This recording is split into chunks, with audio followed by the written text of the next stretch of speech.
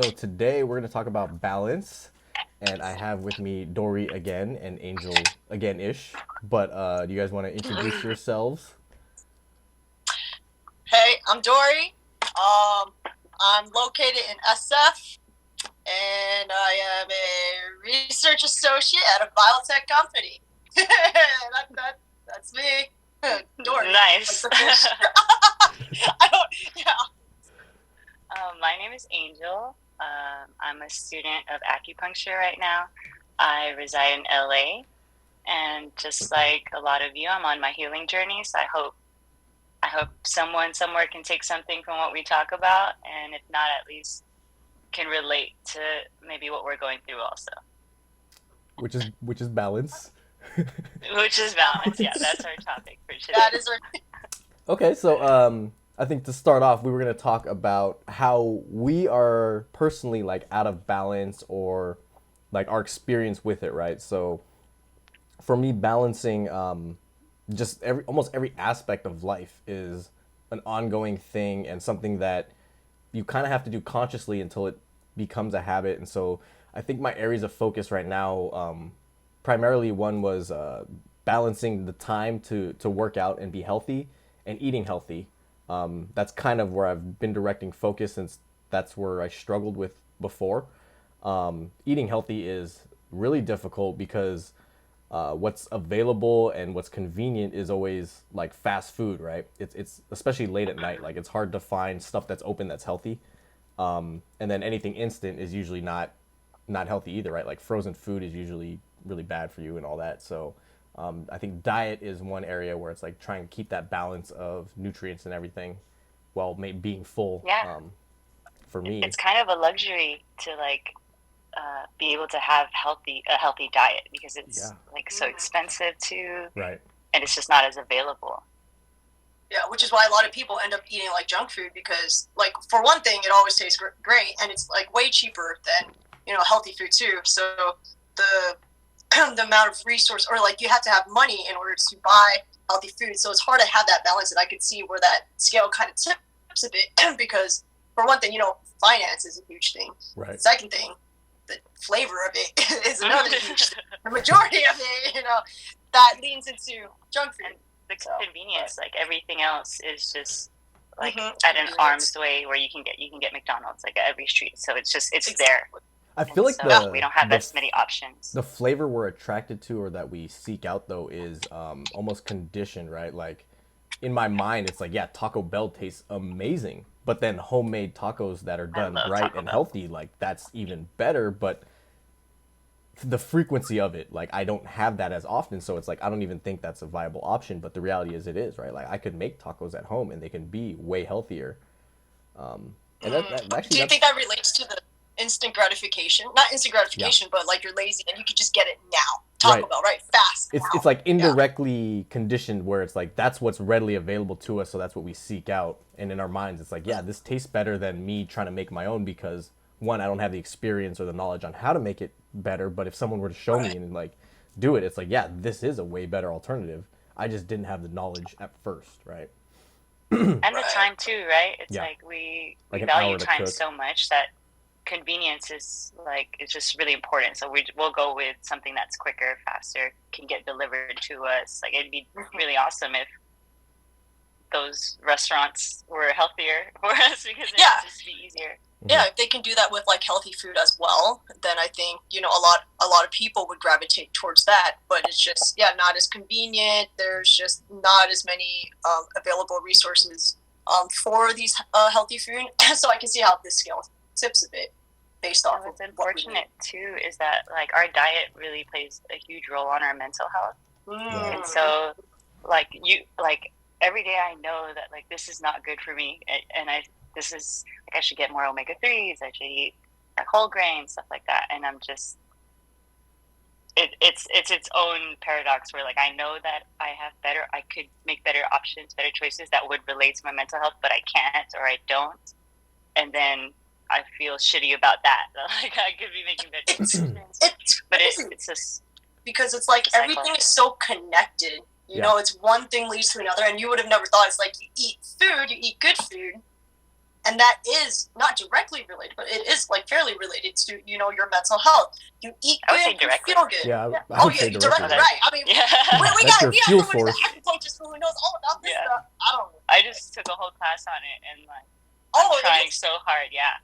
Because Like, if you it's eat really and you important. pay attention to your diet and your mental state, there is a correlation, right? Like if you eat a lot of like red meat and all that, you start to feel lethargic, lazy, and it's like that the body takes longer to process those meats, so it actually drains you physically to have that like higher protein diet versus if you eat more fruits and vegetables or things that are easier for your stomach to digest, you don't feel as heavy, you don't feel as lazy because you still have that energy and your body's breaking it down and using it to its fullest because that's what it needs versus like fillers and all the other crap we eat, right?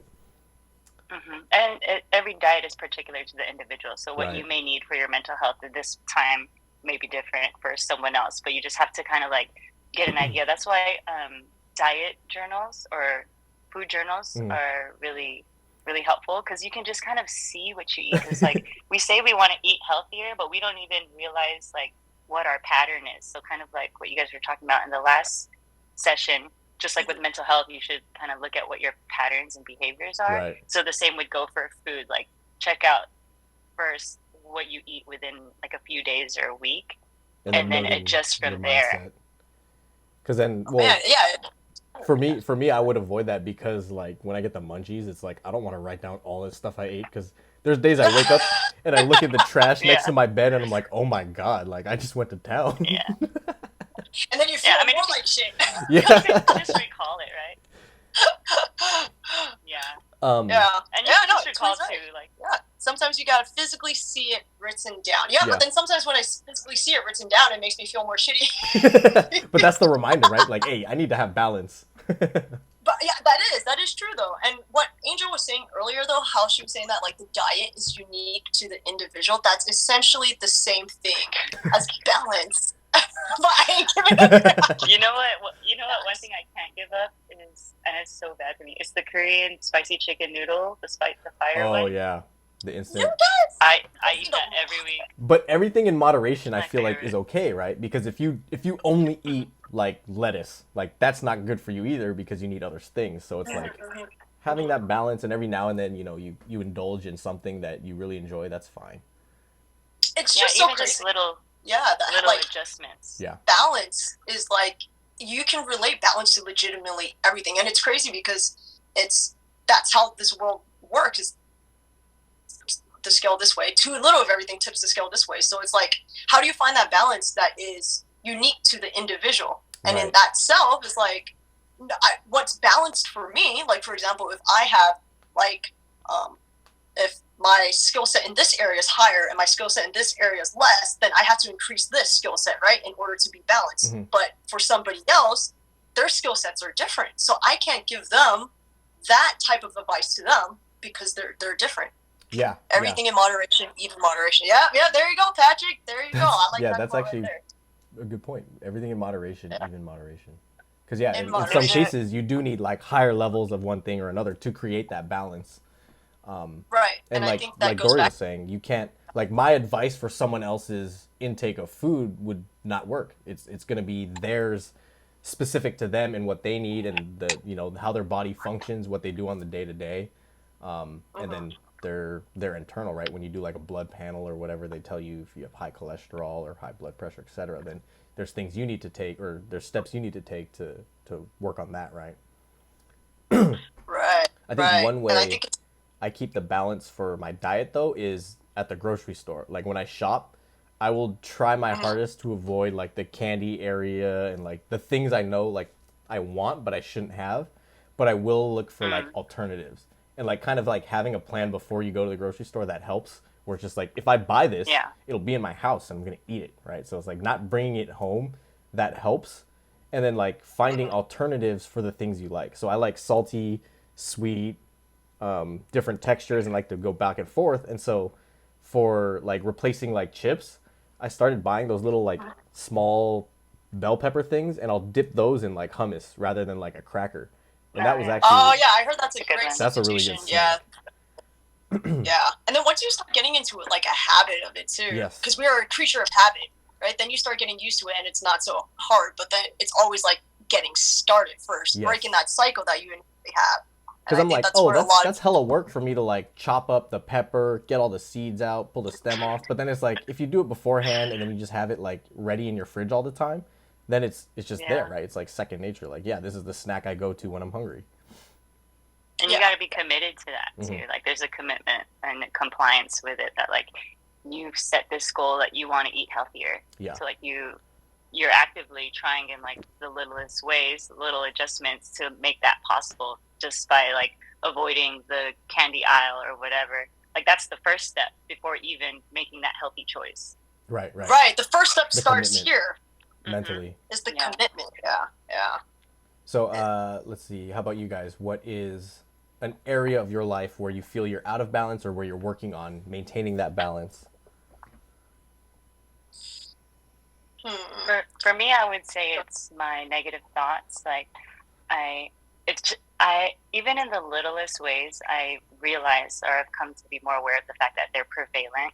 Like I see myself as a generally optimistic person. Okay. But then I came across this one Instagram video by Saadi Simone, and he was talking about how when you pick out something, let's say I watched a movie, and then if you say, oh, I like that movie, but, and then you have this thing that you didn't like about it, like that in itself is like a conditioning to like seek out the negative, seek out something that is like wrong with something or not perfect. And I do that all the time.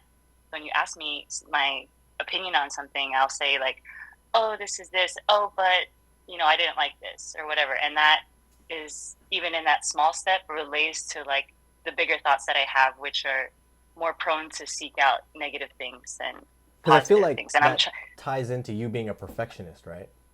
yeah. And I have to really like just let that go and be like, it's okay, or it's okay to not have it my way, or to not be in control. It's a lot of, for me, to stay in balance, a lot of grounding work. And a lot of letting go physically and like things. breathing It's it out. okay for it not to be perfect. Yeah. And But it's just better so to crazy. do something. Yeah. That like humans are, you are your own worst critics. It's just so crazy because people can tell you all these positive things like from an outside perspective, like you're doing so well, you're doing so good from their lens, but then from your lens, it's just like the most negative lens. And I think that's really interesting in human beings because you know yourself the best, but why do you talk so like down on yourself with like people with negative self-talk? So I think part of it too has to do with the culture, like the hustle culture, that like we want to be better, we want to do more. So of course everyone's working on themselves in one way, shape, or form, financially, like in their careers, with their mental health, like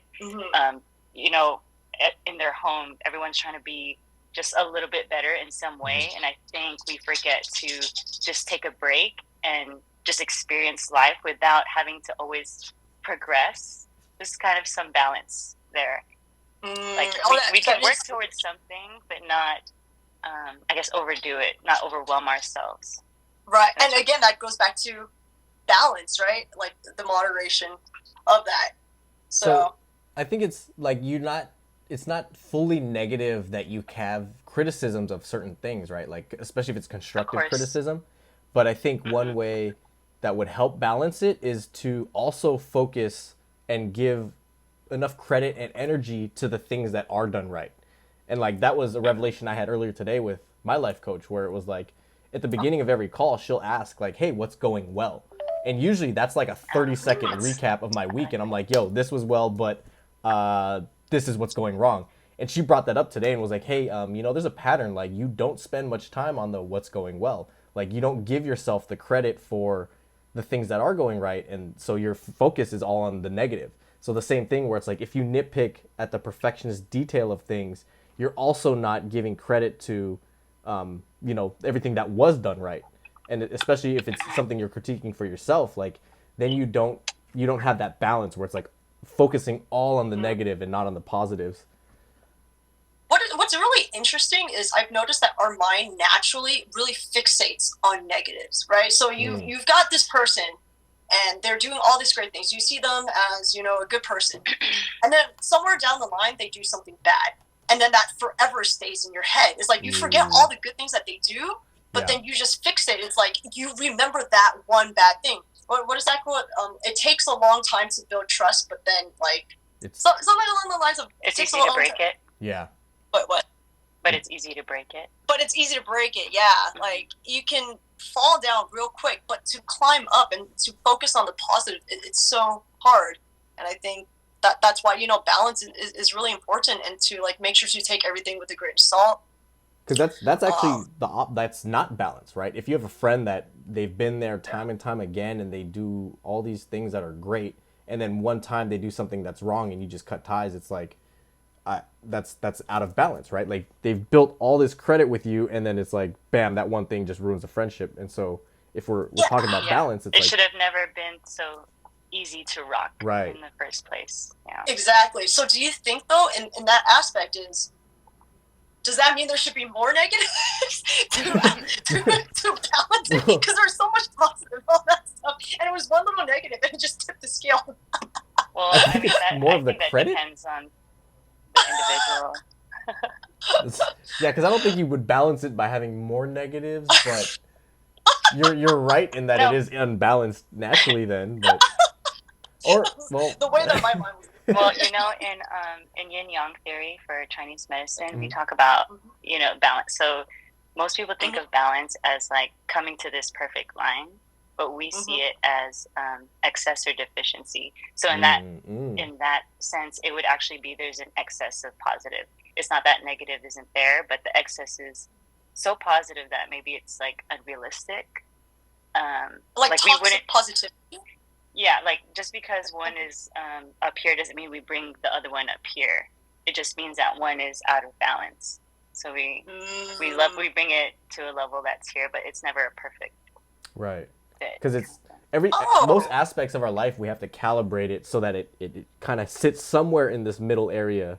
But it's interesting when the point that Dory brought up, where like somebody doing negative and positive things, that you don't want it to be balanced, right? Because your friends should be doing healthy, good things for more positive things. Yeah, but then and you want to be strong enough maybe to like handle negativity, I guess, or handle shortcomings. That is true. You have to have that skill set, and to be able to experience that negativity. Because if you don't, that foundation right there. So you have to experience both sides to it, not just the positive, but you also have to experience the downs. Yeah, I think that's what makes great friendships also, is like relationships that don't just thrive on positivity or like always having a good time, but also relationships strengthen when you share your downfalls or you go through stuff together. That is the balance, right? Because if it's always positive, then that's essentially a fair weather friend, right?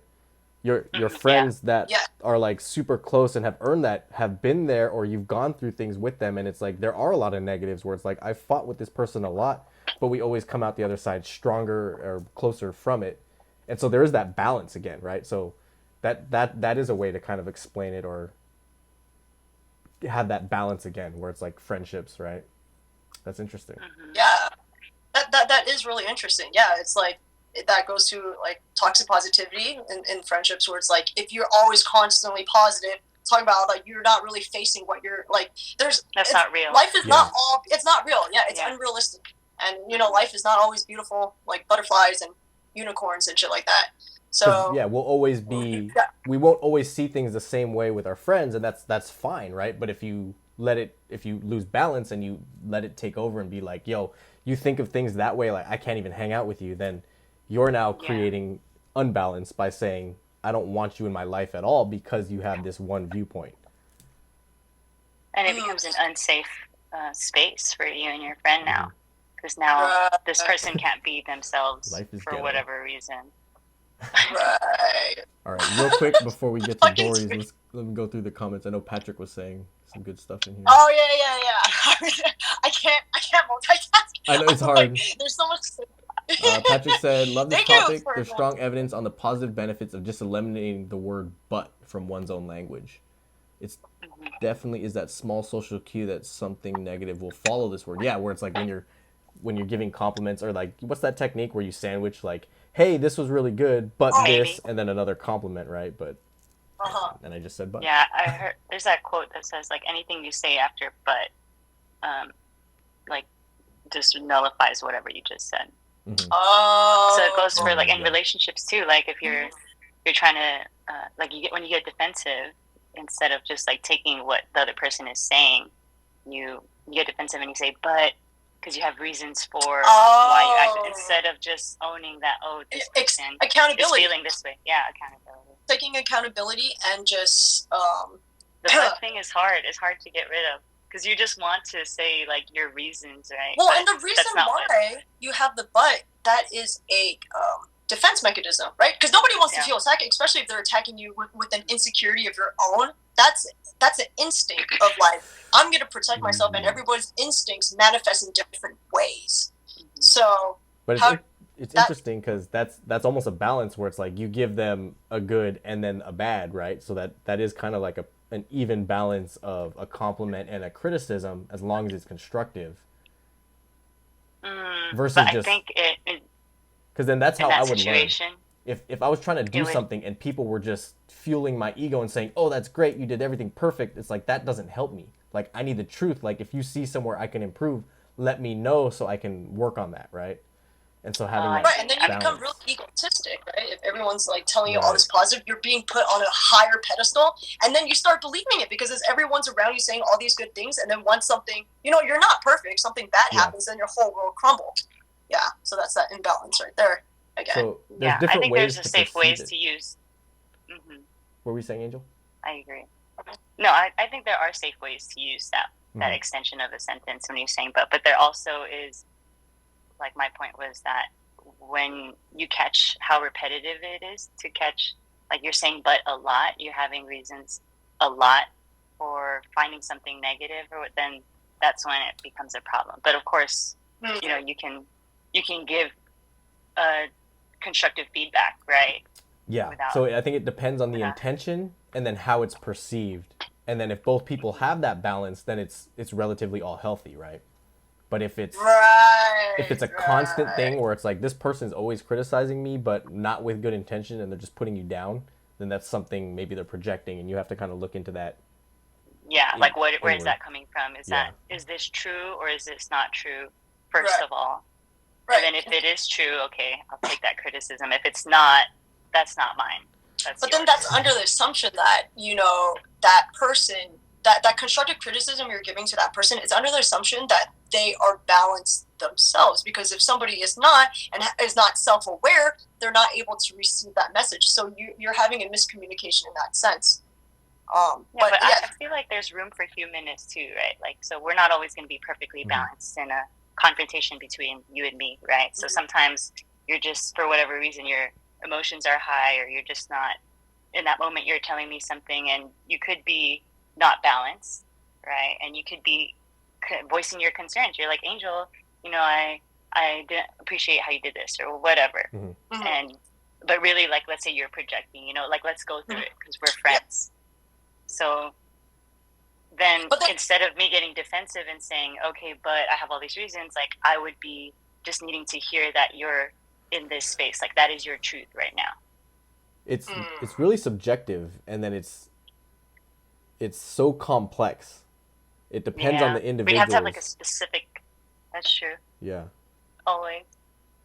And then I guess that's part of like the balance of everything, right? Like knowing how to calibrate it based on the individual. Where it's like, if I say but all the time for the right reasons, I don't need to calibrate. But if I say but all the time because it's followed with a criticism that's like just completely negative, then I need to look inward. And that's specific to the individual. When you say but because of but if followed by the right reasons, is that what you said? What are the right reasons? Isn't that just subjective as well? Like, what if it's the right reason to you? Right. Like, but so like for me, like the intention, right? Where it's like, okay, I want to give this person constructive criticism because I see something that I think they could do better. And I want to help them improve it, versus I want to mask this shitty thing I want to say to them. Like, hey, you know what? Like, this thing sucked. That's like, yeah, that I liked what you were trying to do, but the execution was terrible. Like, that doesn't help them.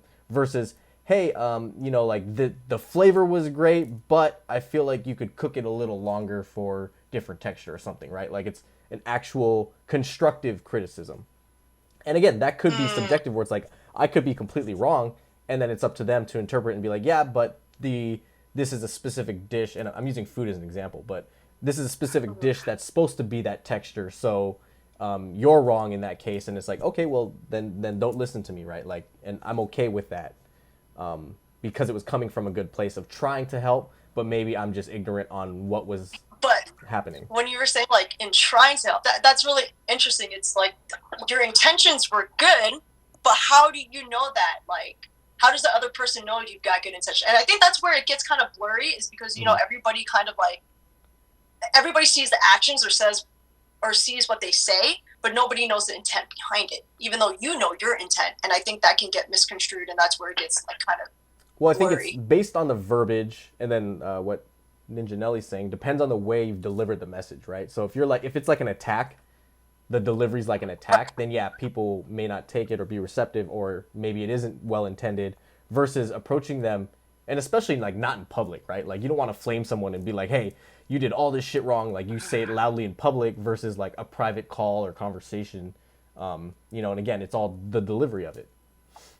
I do feel though that like you could have like the best intentions in saying something, but if the person's not ready to receive it, then they'll feel attacked. Right. It's just up to the individual. And then, it is. And you also are not responsible for how that individual reacts. How they react is a projection of themselves. And I think a lot of people end up forgetting that. At least I end up forgetting that, because that was something that I had to learn. Like the way that people, you know, you come from a good place with good intentions. And even if you try to word it well, they might take it wrong and just throw it back at you and just get very angry. And their aggressive reaction in the beginning, like, I thought it was all my fault because I either didn't word it right or I shouldn't have said it. But yeah, like what Angel said, is like they have to be ready to receive it as well. But at the beginning, I thought this was my responsibility, because they're directing their anger towards me. Like, how dare you fucking say this, all this stuff, right? And they're saying me. So I'm all like, I'm the one doing it wrong. So yeah, like what Angel said, it's when it's hard to receive that information, because it's a lot of times like it forces us to face ourselves, and if it's something that we're insecure about, you know, like I can be really stubborn, and I have like a hard time hearing things. No, yeah, I know. But like my partners will generally say like, or I feel like I'm being lectured sometimes, and I don't like that. Like if someone is telling me something, and so I have to really, I'm still working on it. It's not perfect, but I have to really sit down and be like, okay, they're not lecturing me. Like, or I'll ask myself first, is what they're saying true? Let's say it's like I never do the dishes, whatever. If they say that, right? Is it true? I have to ask myself, like, is it true? Like, do I never do the dishes? Or, like, have I not been doing them recently? And then if it's true, then I force myself, like, okay, I have to face it no matter how much it hurts. And if it's not true, then I'll say, okay, where is this coming from? Like, what is bringing you... Yeah, or whatever. We can go that path. But so you're already approaching that and looking at that from a healthy mindset. Because you've stowed your ego and said, I'm not always right. Let me look at this and say, is the information coming incorrect? And so it took a long time to get here. Yeah. I know.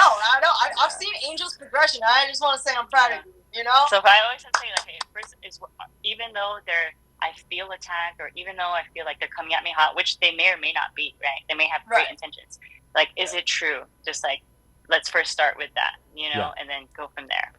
So I have an example from today. Like, I went to the gym with my homegirl, and I was doing what I thought was a tricep workout. And so I had my arms like this, and she was like, hey, are you doing tricep? And I was like, yeah, I'm trying to. And she's like, oh, well, if you're doing that, you actually want to bring your arms inward so that it focuses on that. And immediately I was like, okay, let me try that, because I probably am wrong, and I don't know that much about like body mechanics and stuff.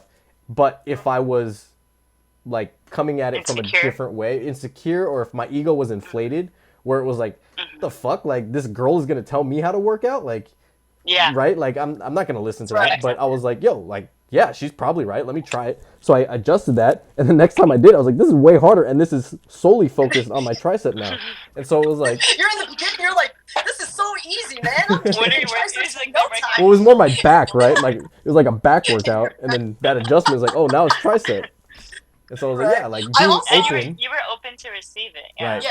But I also want to like touch on, just piggyback, that kind of reminded me of something else where it's interesting. This is something I've also noticed, is like you're receptive to that. You're like, oh shoot, like okay, let me look into this. But what's interesting is there's some people who, the ones closest to them, they give them an advice and they just don't take it at all. But they're more willing to listen to someone they don't know. Yes. I always thought that was really interesting. I think it's delivery and it's there's patterns, right? Like if this person is always critiquing you, then it sounds kind of like a lecture, or you have that ingrained in you where like, I don't want to listen to this because they're always just nagging, right? And then when it comes external, it's almost like embarrassing because it's like, yo, like people I don't even know that well see this within me versus someone you're around constantly. It's like, I'm not gonna hide it because you're always here next to me. But when it's, I think that's where it is. But that's not like a healthy way of listening, I guess. To some extent, I feel like it can be unsolicited advice, right? So like when it's other people, sometimes you look to other people for advice. You're like, okay, I feel like this person is trustworthy, will be honest with me, or this person has experience and can guide me here. But like this person that's close to me is offering their advice when I'm not looking for it in that moment, or it's just, yeah. And then, I don't know. And then let's say I'm imagining this person you're close to, you see them all the time. Like it's already like when you're around the same person for a long time, that relationship, it develops into something else. It's like almost like, families that like when you're growing up and you have your family, like you guys bicker a lot because you're just together all the time. Right. So like I get that too. On both ends. Like I'm the person who's always like, I told you this already. Like how come you didn't listen? And then I also understand the recipient, when they're telling me, and I'm like, oh, you said that? Oh. But this person, like whatever excuse I come up with. But it's interesting though. Like you have been on both sides of the stick, but and we still do it. We still do it. Like I don't know why. What is this? An advice stick? Did you get hit with an advice stick, Dory? What did she do? I missed it. Well, looking at this from like a parent-child perspective too, right? Like we tend to not listen to our parents, but if it's like an uncle or something that you respect. So I wonder if there's like a level of respect that goes into who's delivering the message and the people we're closer to, or if it's a significant other, maybe we tend to be less respecting of their word, which is fucked up. But is it because they're always going to be around because they're family? Ooh, you like take they can't it for granted. You take it for granted, right? Because it's blood. It's just like, you ain't gonna leave me. We're bonded for life. Mm-hmm. And I feel like too, the people closest to you, I'm assuming, mean that they've seen the most of you, right? So they've seen your shadows, your darkness, your insecurities, and so that alone, like let's say the person closest to me is Dory. The fact that she's seen all those things, it's like there's a part of me that rejects stuff from her because she's seen so much of me that like other people haven't seen. Ooh. And so, does that make sense? Let's dive into that one step deeper, and ourselves. We don't listen to ourselves, right? We know what's best for us. But we reject that too, and it's like I don't want to hear that until I hear it from a third party. That's interesting too. There's some disdain, right? That like you just know me too well. You've seen parts of me that I don't like about myself, and so it's kind of like you just, I don't know, you want something fresh, someone that hasn't seen you in that light that your close family members or friends have, because it's a little bit different, I think. I think this goes back to acceptance. Like we're not accepting of whatever that topic is, and so we reject it no matter where it comes from, especially when it's close. Yeah, especially. And then for some reason that third party that's not as close kind of gives you that push where it's like, okay, I need to accept this and look into it further. And that just goes to show too that like when you need help, or you're like you shouldn't have just one person or one other, like like get out there, right? Like expose yourself to different kinds of people, different fields of friendships or whatever that, I don't know, just different outlets. Different outlets. I mean, and different friends who have different perspectives as well. To kind of give you like a bigger picture or just like a better understanding. All right, and I think understanding is a huge part in playing how to like resolve conflict. I feel like a lot of conflict can be resolved or prevented if you just had an understanding of, like, if you put yourself in their shoes, like, wouldn't you react that same way and not be offended by what they said? That's empathy is hard though, or empathy and sympathy are hard because you can put yourself in someone else's shoes, but then you're still not coming at it with their full experience and the information they have. So in terms You can of never like fully know, yeah, You can never. No, yeah, but you there's can that still too. relate, right? Or you Right. can still understand. And biologically, or there was a study done where, like, when you do really empathize for someone, like, they've done like an MRI scan or a CT scan. I think I read the same one. Yeah, right. Where it was, I don't really remember the specifics. Where they so if like I'm empathizing with Jeff, like you cut your knee or something, and like I empathize so much that like I feel like I cut my knee. oh, Is that the study you were so talking the, like the about? brain. No, okay, so No. never mind. I mean, kinda. I think that the study that, like, I heard about or I saw was like, actually,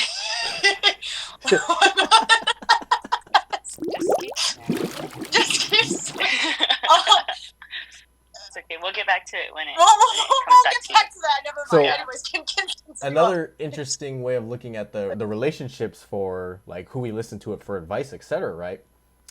Like a therapist or somebody you look to for these advice and the things you talk about or open up to deeply, it's usually somebody you're not close to. Or and then there's also like, you know, Right. don't date your therapist because of XYZ. And so it's interesting to look at that. There's something else there where it's like for some reason we're more inclined to listen to people we're not as close to, kind of. I And think just, because oh, go ahead. I think it's because if you make a mistake or if you like regret something, that person is so far detached that like it doesn't have to like reflect on your identity. But if I'm confiding in Dory into like a personal matter, like she's still in my circle of friends that like it's vulnerable. So it's too vulnerable. Because I'm always going to be around. Yeah, There's she's more- always gonna be around. So now there's more pressure. There's more judgment too, right? Like it'll carry on Judgment, with your yeah. other interactions versus your therapist or whoever you go to for help. You don't socially interact with them at a point where it's like whatever you've told them will not affect your social interaction. Because Yeah, There has to be they're on a lot of trust. Right, you're so detached because that's what they're there for. Yeah. It's just to be your therapist. And then going back on, you said to not date your therapist. I just want to piggyback on that, where I feel what I realized though is that people like, I thought this was a and the reason why confession. people have these I know, where's this going? Where's this? No. I want to bring it back. This is what I noticed is a lot of people mistake vulnerability. They confuse vulnerability as attraction. Have you noticed that? It's like when people are at their lowest and they confide in someone and somebody ends up like comforting them, they find like, oh my God, you're comforting, you know me, like I'm not attracted. But it is a form of intimacy, I would say. So that can bring you closer together. Right, but I think that's where it starts getting a little bit like, it doesn't start off on the right foot because it's like end up. Is it because you're mixing up vulnerability and attraction, or is it one party is taking advantage of the other person being vulnerable? Yeah, I think like a person who feels like the other person is attracted to them just because they're being vulnerable, like that person needs to do some work and be like, is this, like, what is this relationship? Like, because a therapist will know, like, I'm this person's therapist, but through friends, you'd have to. I see that being instant gratification too. Oh yeah, it goes back. Yeah, instant gratification because that person is there for you at your lowest time. Like if I'm crying over a sad thing and someone's there comforting me, and it's like, well, physical things are instant gratification. Then if we have sex, I'm not going to think about the problem, and I have this relief and this burst of endorphins. That's really interesting. That makes sense. That does make sense. I wasn't even thinking about it like that. So you're talking about like if someone is like constantly coming to someone and confiding in them that's like distant from their circle or whatever, like that could be misconstrued and become their outlet, right? Like now this person is my emotional dumpster. Either I can sleep with you or I can continue just laying on Yeah. I mean, it's true. This is what I've observed. So like that person, that receiving person has to be strong enough to be like, okay, are we gonna talk about anything cool, or are you just gonna keep, like we're just gonna keep talking about all this sad shit, which happens. It definitely happens. Like you need the outlet, but that's also kind of a one-sided relationship, right? Yeah. How often is the other person sharing? Are they even friends, or like what is this? Yeah. Because then, we want to avoid taking advantage of people in multiple ways, right? You don't want to take advantage of someone being vulnerable, and then you don't want to take advantage of someone and use them to uplift you or take you out of your mindset for instant gratification. It works both ways, from different perspectives and different sides. Huh. It depends on the awareness I and have to the ask myself. intention. Huh? It What did you say? depends on the awareness and the intention. The awareness, it all I think goes it's back. easy. It's so easy though to like you find someone that's willing to listen to your problems or whatever, and it's so easy to just like, because we do need emotional outlets, right? And we found you found one essentially, but you don't even realize like that dynamic sometimes. Or you don't realize that there's stuff going on subconsciously. It's like that instant gratification, like what Jeff said, that's what you needed at the time, but like it brings like a level of self-awareness of like, wow, they are comforting me, but am I really like attracted to them, or is it just because I'm in a vulnerable place? Like, is this actual attraction? Is this actual You're talking attraction? About the person. The person confiding is feeling attracted to the person they're confiding in. Yes. Oh, wow. Yes, this is what I've observed, and it's like I find it really interesting, and that's where like they think or that person who's confiding thinks they are attracted, which may be, sometimes they are, but then there are other times where they're not attractive. It's just it's just someone there who they're able to confide to, and they're able to express that vulnerability. It's that fine blurry line that people it's like don't, yes and no. Yeah, right. Like, it's a form of intimacy, and like the types of qualities you look for in a partner would be someone who is a good listener and someone who's empathetic. So like there's a few overlaps for sure.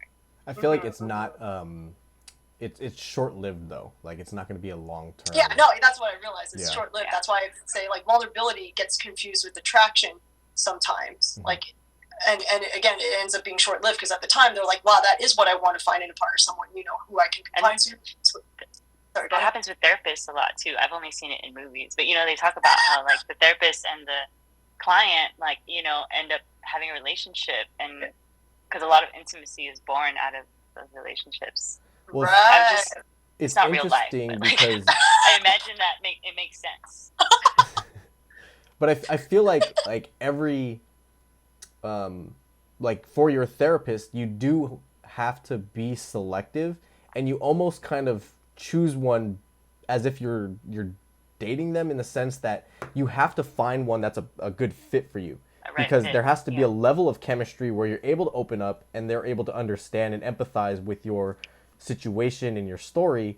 And if you find the wrong one, they're not going to be any help, because you're just looking at things from totally different perspectives, and the information they're giving you is not going to be helpful. And so so much the dating side of it, but sorry?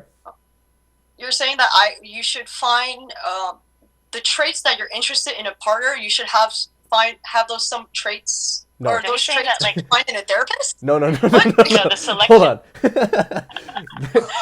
No. You're saying like the selection process is kind of similar. Like you're looking for a specific type of person. Yes. Like, thank you for wording that better than me, Angel. Don't go date your therapist, guys. That's not what I'm preaching here. We're not condoning to date your therapist, guys. By no means. It's just the selection process is similar, where you should have set requirements and things you're looking for, because there's levels of chemistry that need to exist for the therapy to work, right? Right. Because you can go through 5 therapists that are wrong for you, and then you find one that works, and it's like it clicks, and it's like, this is the right one. I need to stick with this person, right? Wait, what did Angel say? I heard hot. I said if I ever walk into the room and it's like a really hot therapist, like I'm out. Like, because that's how you know. Because that's the line, right? We're gonna get too close. So you have to have balance. Yeah. Balance. Like, this is not the one. This is not the one. No, but I've had pretty bad experiences with, or like not great fits before in therapy. And that's why it's like dating, right? You kind of have to trial and error things, not Mm-hmm. the physical side of it, but the process. Right. Yeah, you have to explore, because you won't know what's right for you until you actually go out and try like different, things. And I think that's what puts a lot of people off, right? They start with one therapist and they have a terrible experience and they don't realize it's like dating. You just because that first person you ever dated didn't work out doesn't mean like I'm going to be asexual for the rest of my life. It just means you didn't find the right fit. Yeah, what's crazy too is that most of the people that seek therapy are the type of people to get beat up from not finding the right therapist, or like feeling rejected in some way, or like not aligning with them. And so they're less likely to come back, because the type of people that need therapy are the type that are like avoidant, or just like don't want to face things. So it's already a step one to like actively seek out. And then if it's not a good fit, like you have to start back over, and it's just discouraging. It is discouraging. Yeah, that's what I've realized, and that's what sucks about it, because, just that step to even get a therapist, with the stigma on mental health, like, nobody wants to admit that, nobody wants to do that, but it's like, that's already a huge step for them to do it. And also, when they find a therapist that's not a good fit, they're just like, you know what, I told you, like this it didn't work. confirms to them that it doesn't work. Yeah. Like, therapy is not for me, right? I had a therapist who didn't know what LGBT was, and I had to sit through the rest of the session. It was our first session. He didn't know what LGBT was. Oh, LGBT. And I was like, lesbian, gay, bisexual. And I felt so like my body language said it all. Like I was like really closed. I was like looking away. Yeah. And then I went home and I cried, and I was just like, it was so like heartbreaking that like it was my first time trying to seek out a therapist, and like this is how it went, And that's clearly not a good fit, because then they can't empathize like at all, right? Like there's just no experience. Like they don't even know what I am. my question for you though, Angel, is like, you got discouraged. That was like a horrible first time, with the first therapist that you matched with. How did you move forward though? A lot of people get discouraged. So what motivated you to keep on looking for the right one? Well, yeah, I gave it some time, but at the time I was dating Mel, my past partner, and she has a background in therapy and family counseling, and so she was just like supporting me through it, and just like, just reminding me that it's going to take time. It's not always going to be the right fit, because it's scary to get out there, just like, seeking help when you,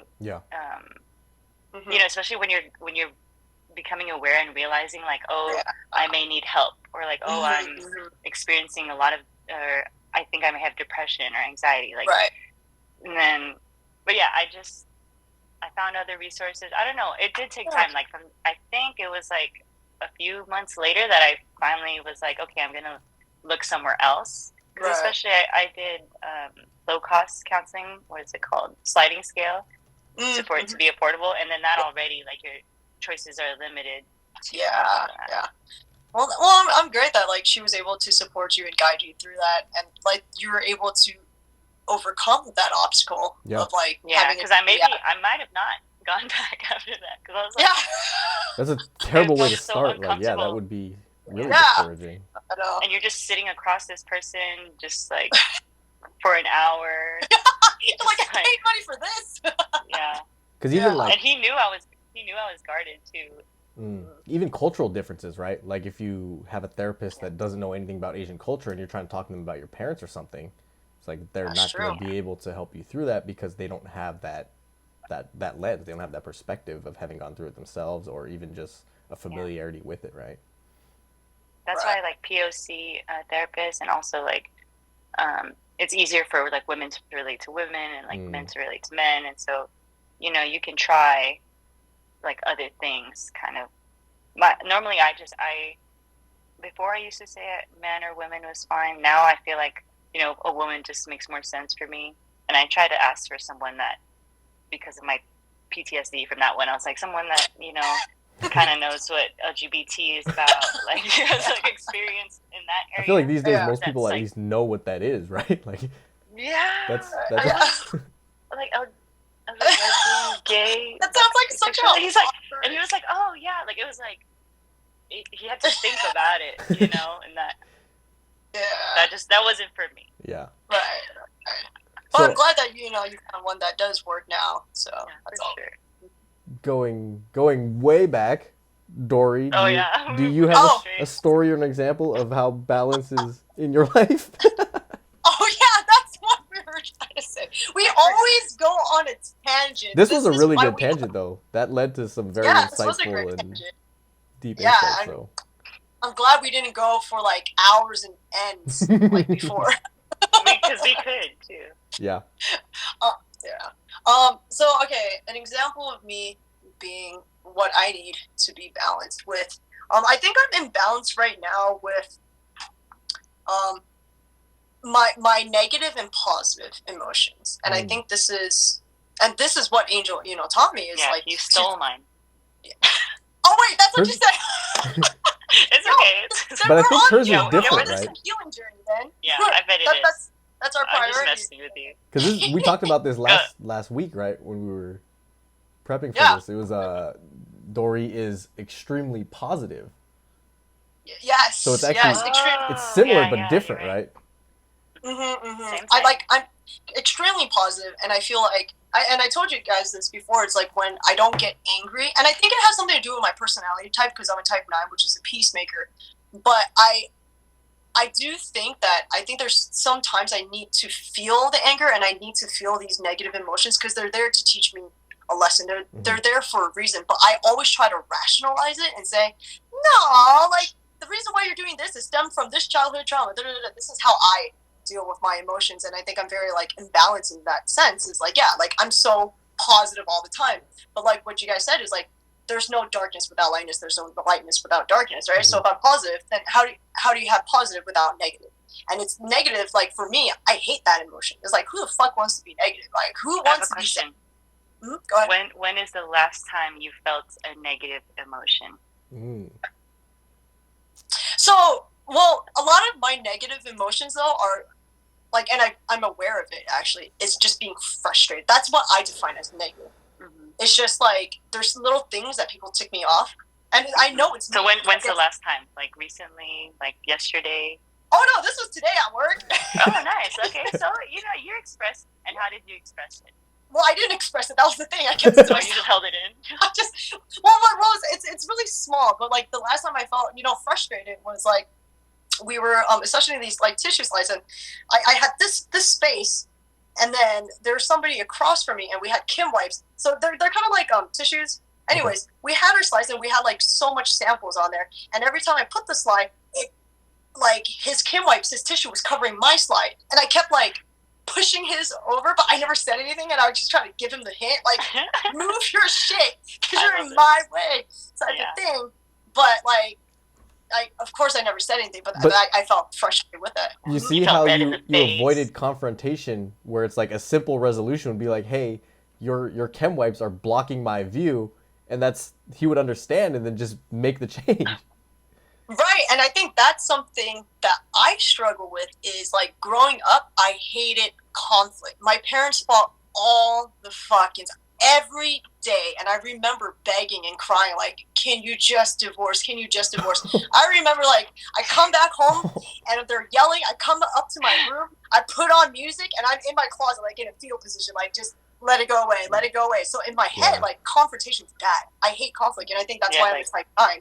It's like no conflict, peaceful, that's great. And I think that's something that I'm working through, right? Because that's you making that request isn't even a conflict, right? It's not like you're fighting with the guy. It's like you're just literally telling him, hey, for my productivity, I need you to do this. Yeah, but it's voicing her own needs. Yeah. Yeah, voicing. There you go. Angel's got it right. The balance is out of order.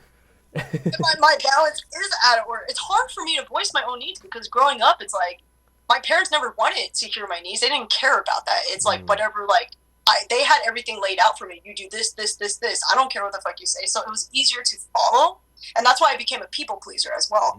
It's easier to follow what they say than for me to start conflict. Because once you start conflict, negative emotions arise, and then it can go either really well or really bad. But then, like from my experience, it always went bad. So I'm like, I'm not even gonna do this. It takes you back to that place where you're like you're in fetal position again in the closet, right? Yeah. yeah, that's my inner child right there in just fetal position, and that's something I'm currently, working through now. It's like I had to understand that not all conflict is bad. Sometimes you need conflict in order to have peace. Hard pill for me to swallow. Like balance, right? Yin and yang. You can't have peace without conflict. You can't have conflict without peace. Punisher quote right Hard there. swallow. If you want peace, prepare for war. Yeah, see, that's a hard pill for me to swallow because I'm all like, why do you want war? Like, And why can't it everybody doesn't just have to love be each like other? full scale, like actual war, but it's like you have to be able to stand your ground and defend yourself, even in conversation, right? Or opinion or whatever. The only way out is through, right? So if you don't work through things with other people, then it doesn't get solved. Yeah, and that's what I realized in my healing journey right now is I'm an avoidant, and I've always avoided all these things, and I've realized that, like, growing up, I've avoided it, and, it was a temporary fix, but then I started realizing my patterns. Things just kept coming back just in different forms, Right. and so I always ended up in the same place, and that's when, like, my current healing journey right now is understanding and learning that you're right, the only way out is through. But I'm doing it step by step, and now I'm starting to realize it, and I'm self-aware. But before, I was subconsciously just avoiding it. I was like, out of sight, out of mind, right? Who wants to walk straight forward to, like, the scary thing? No one. Yeah. Like, I think it's, like, innate to want to, like, not go there. Right. But then at the same time, you're stuck in one place. It's like, how are you going to learn? How are you going to progress if you don't go through the fire? But you've already made progress, right? Because we had this conversation like a week ago, and now your awareness has flipped because you weren't aware of it, and then Angel said something and it clicked. Now you went from awareness to acceptance, where you've accepted this and you're speaking on it yourself, and so there's already been progression, right? Right. Yeah, the first step was the awareness of it, because before I was not aware at all. Yeah. And then, the second is accepting it, and then third is, I'm halfway there, guys. Thanks. I'm almost there. Yo, hey, you're It's doing only 3 great. steps. Oh, 3 steps. What's the third step? I don't know, but you I'm said there. she's halfway there. Yeah. It's But all in 3-step it's like- process. I do think it's important to note that, like, on the healing journey, we think that we want to, like, let's say we have an avoidance issue. We want to rid ourselves completely of avoidance and, like, be able to face everything. And, like, it really starts with that first step in even the smallest ways, and probably the easiest ways. Like, for example, if you, like, instead of practicing facing confrontation with another person, like, maybe you can practice not avoiding something really small that's, like, attainable in another area of your life. Like, for example, telling my coworker today to move his Kim wipes, like that, right? Well, obviously, that was maybe a little still too much, right? So let's go back even further, somewhere that's easier than that, right? Because you were faced with it, and you had at least you were aware, right? Yeah. So that's that. But, like, let's say, I don't know, you're getting ice cream, right? And then this person's, like, ordering for you, like, and instead of saying what you actually want, you can, that's, like, one area, even though it has almost nothing to do with your conflict, you can put yourself first or voice your opinion there because you couldn't voice yourself or your needs. Oh, yeah, no, I know what you're saying. I want this flavor. I've done that. And I've done that where it was and just, like, the littlest way. Yeah, and one of the littlest ways was before, when the waiter or waitress got my order wrong, I would just sit with it. That's right? And it's like, you just eat this thing that you didn't order.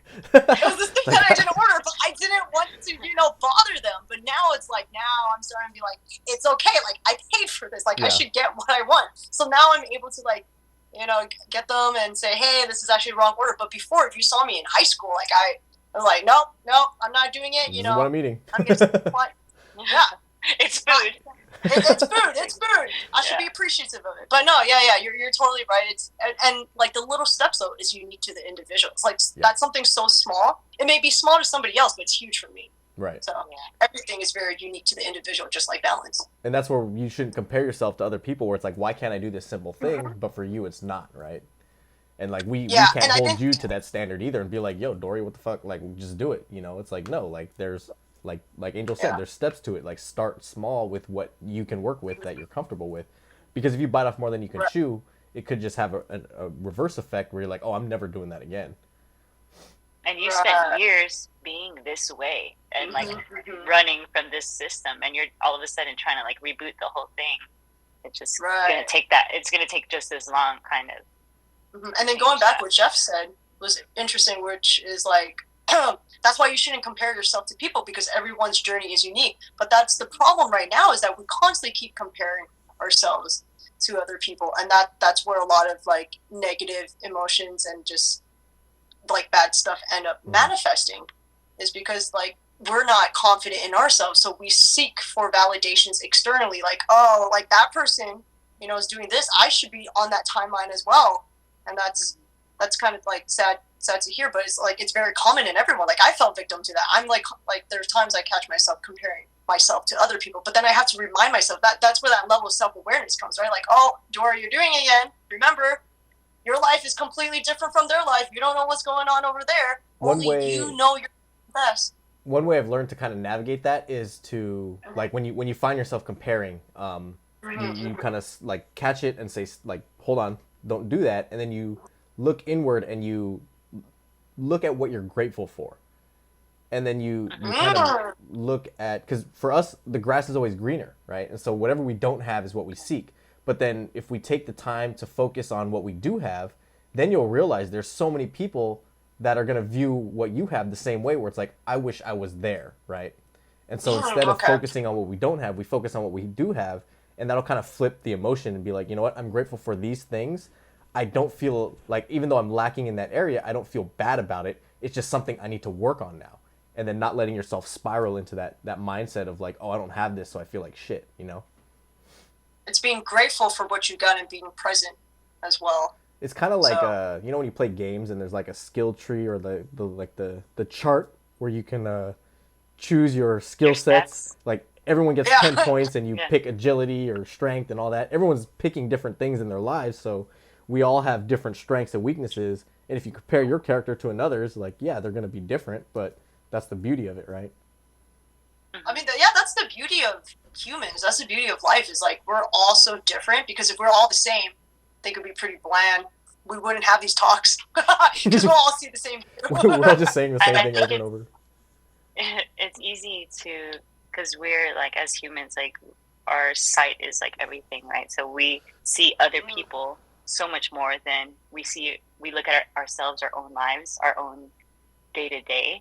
Like, but with other people, we see how they move, we see how they talk, we see like what they do, and then on social media now you can see them 24/7, like what they're doing, what they're, But rarely do we ever like kind of be still, be present to like love ourselves. Like if we were this outside person that was like staring at us, like would we love us? And That then makes sense. 'Cause we balance with always, that as well, because if you go too far and you're always looking at yourself, then it becomes yeah, narcissistic. egotistical, or you stop caring about Other people. anyone else. Yeah. Yeah. So keeping Yeah, that if you're balance. too up high, too full of yourself, you gotta kind of have to level yourself down. And if you're too, down in this like rock bottom place, you got to put yourself up. So you got to be in this middle ground here. And it's constant work. That's the thing with balance, though, is like you find your balance, but you constantly have to recalibrate depending on the experiences and the life events that you go through. Yeah. I do feel like where I'm at, like I'm at a place where like I'm working so hard on my mental health and like trying to be okay, that like I've almost gone too far. Like I'm obsessing over my mental health when that problem isn't even arising. But like just in case, let me read up on how to handle a situation like this. And then, like for me, I need to come back and just like enjoy life. Be Like, I present. need to live life right now. Being present. present. Right. That's like But it's anxiety good for I'm the trying to future, learn right? less. What'd you say? That's like anxiety in the future. Like you're having anxiety over Yeah. something that could happen, not Exactly. what is current. I like what Patrick just said too. Anxiety, living in the future. Patrick just said, Self-love. self-love is the hardest love to manage. Love yourself as you are, and at the same time, demand better of yourself. And I agree with that, where it's like, the only person you should compare yourself to is yourself yesterday. Like, am I doing better today? Even 1%, right? Yeah, Because- but I think room for humanness too, right? Some days will be worse than yesterday, and Yeah. that's not so bad. But then also, like, even on my bad days, I feel like I deal with it better than I did the last time the same thing happened. If that But makes it's sense. that level of self-awareness Sometimes. because Yeah. you have that, Sometimes like, the no. resources and the tools. Oh. I mean, Sometimes I yeah, feel I mean, like, you know, sometimes, it's a constant trial and error. Like, oh, like I did it again. Like, you know, this pattern came back, and like you have to keep working at it until right. But you know, it is gets a trial better. and error. But each time, each failure, you You learn are getting something better. from it. You are like, because it's a process of elimination. You're like, okay, I took this path, that one didn't work. All right, I If know you're not to take conscious that. of it, though, right? If you're giving it attention. And If like you're not, then not judging. And not judge. Oh, not judging yourself. Yeah, for That's having like come back, you know, because like if you beat yourself up, like that defeats the purpose. You have to, And that's always so hard. At least that's what I struggle with as well. Is like I beat myself up all the time. Like I shame myself. It's like, how did you, dude? You failed so many times. It's like, why are you always like this? And it's like my negative self-talk, and then it brings you down even more. But to be aware that, hey, like, come on, like, you don't have to be so hard on yourself. Like, yeah. it's fine. You can move on forward. There's this video on Instagram about this girl. She said that when she was a kid, her dad would ask her and her siblings, like, what did you fail at this week? And then he would be genuinely upset, like, if they didn't have something to fail at. But then if they did, he'd be like, good job, that's my girl, you failed, you know, like, Right. and Putting she a felt like positive it was, connotation to it. yeah, it was like training her to like not be so afraid of failure, and so that they would always like expose themselves to more things, to like, because failing is learning and growing, right? Yeah. So like the other week I was That's like, interesting. I failed, and I was just trying to be like, yay, Angel, you failed, like, I was trying to like parent myself, and it worked that time. I was like, I just laughed, and I was like, well, try again, you know. I think you need to buy, you know, like a little birthday hat and one of the streamer things. Every time you fail, just like, as I'm crying. That's crazy. It's like job. something so simple, though, right? Can work, and it sounds like it's kind of funny from like an outside perspective, but then when you're actually doing it, though, like you can see that it actually works. Yeah. And it's something so simple, but it's like it's crazy because the fact that we have to, you know, be proud of our failures. That's the opposite of what society sees, right? Society sees failures as like negative. It's never celebrated, right? Yeah, it's a learned behavior. Only until you've like achieved that success, then your failures are like, wow, look at all their failures. But as you're failing, no one's supporting your failure. Yeah, no one was supporting my failure when I was on the bottom. All like, of a sudden, this is your third business. Like, yeah, and that's how like it's an example. Like society has like played such a huge role, you know, with our mindset and thought process as well that we didn't even know. It subconsciously wired our brain. Yeah. Yeah. So we are at an hour and 10 minutes, guys. But let's see. So how can anyone watching maintain balance in their own lives? And I think that is subjective to the individual. So it's hard to give any advice because they have to kind of look inward and see for themselves what areas are out of balance and how to achieve that balance for yourself, right? And so we've kind of all touched on our own way of doing that, but you know, those are just examples that someone else can take and look inward and say, this is an area that I'm lacking in, or this is an area I have too much of, so how do I create that balance and maintain that equilibrium? Right. And yeah, it all goes back to self-awareness. You have to be self-aware of what your weaknesses and your strengths are, of what emotions you're feeling and why. Yeah, and it starts with that. And then it also goes with trial and error. It's like, okay, I'm feeling this way. Maybe it was because of this. You take this path. That one didn't work out. Then you try again, type of thing. So yeah, it is very unique to the individual. What might work for me might not work for anyone else because everyone's different. Yeah, take what you will from this, but something I think has helped me is like just to do something different, like even in the smallest ways. Like if I drive home this route, like I'll take a different route, like, and just that type of exercise like will open like new pathways. So if I am fighting with someone, with my partner, let's say, and I always do something this way, or I always say this way, like I'm just gonna like swallow my pride and like just try something else because something's like not working, right? Or I'm stuck, or I'm in a rut. Because you see that same pattern, right? Those same patterns happening over and over again. No matter how small it is, just the fact that I'm doing something different is opening up different pathways in my brain. I feel like to like create new opportunities. Right. Because you can't be opening the same door and expecting, something different. You've got to open different doors to get different outcome. So I feel like too, if you were to maybe like, if let's say I am lacking in confidence and I have a friend that is very confident, maybe talking to them about it and seeing their perspective on it, that may shed some insight, or it may be completely off, but it'll give you different perspective on a way to approach that issue and create that balance for yourself.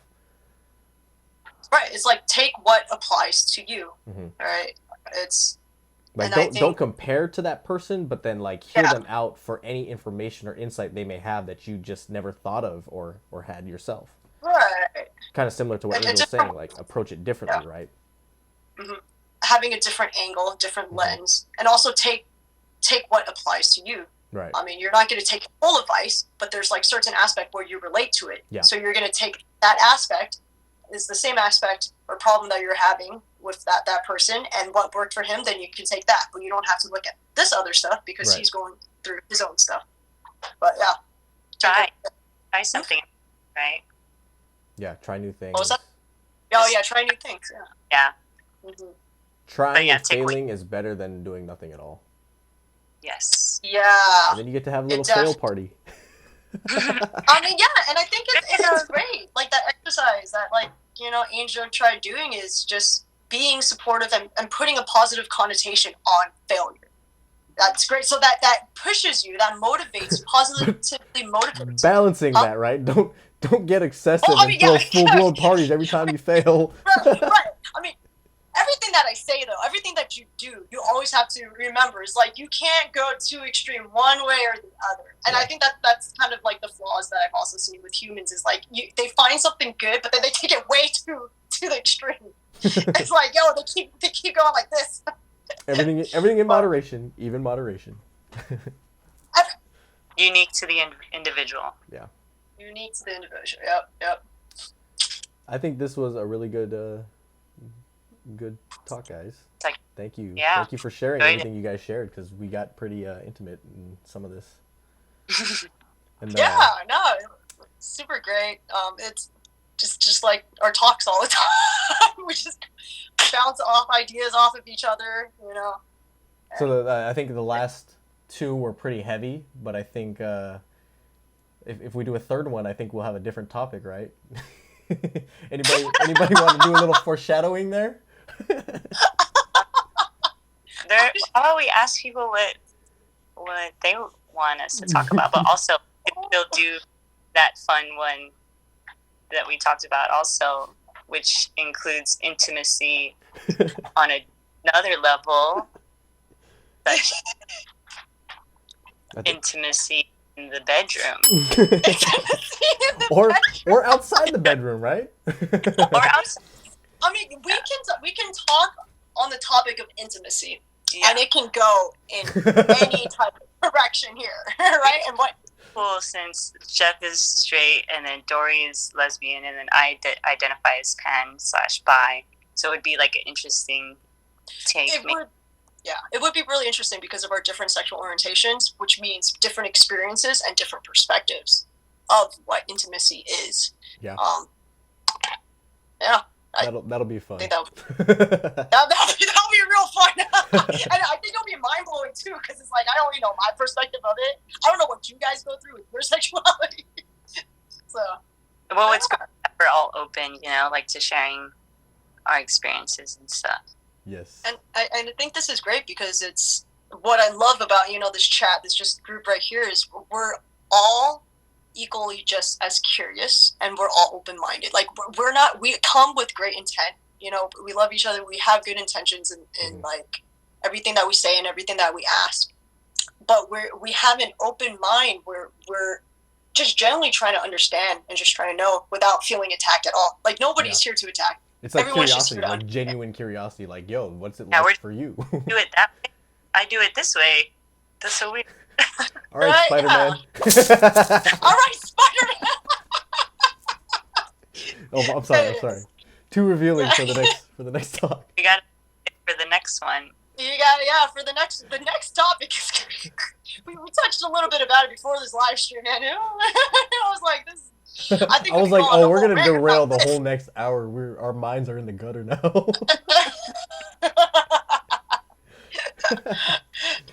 All right, guys. Thank you very much again. Thanks for having us. Yeah. We'll schedule our fun talk for next time. Oh yeah, but does anybody watching right now have a suggestion? I saw Patrick mention something. Yeah, because it'd be cool to. to. You guys for having the talks. He loves the perspectives. Yo, I also do want to say I was just hanging out with Patrick yesterday, and we were having like similar talks as well. And I even told him, I was like, dude, you should come and talk with me, Angel, and Jeff. I was already like as he was commenting, I'm like, yo, I'm gonna reach out to Patrick after this to see if he wants to do one of these. Dude, too. Patrick, he's got some good ass perspectives right there. We had some good ass talk with hot dogs. Over talk. Hot dogs or tacos? It was great. Hot dogs. Hot dogs. All right. Well, looks like nobody has anything, so I will end this now. But thank you guys again very much. Thank you. Thank you for having us. All right, guys. Appreciate It was it. fun. Peace. Okay. Bye. Bye. Bye.